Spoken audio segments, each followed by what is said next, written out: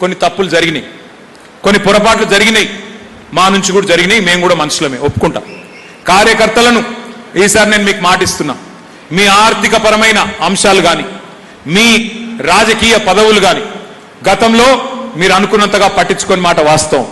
కానీ వచ్చే 5 ఏళ్లలో దాన్ని మార్చే బాధ్యత కూడా నేనే తీసుకుంటా అని చెప్పి కూడా మీకు మాటిస్తా ఉన్నా. నా బాధ్యత.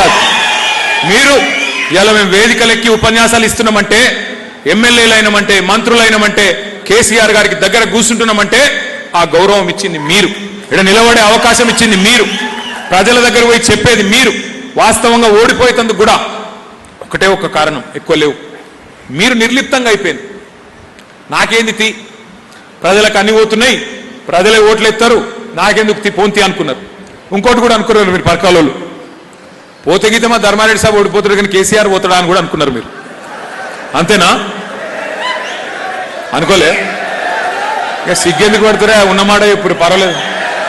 ధర్మాన్ని ఏమనుకోడు, బాధపడుతున్నారు. మళ్ళీ గెలిపిస్తే చాలు, మళ్ళీ గెలిపిస్తారా లేదా? పక్కానా?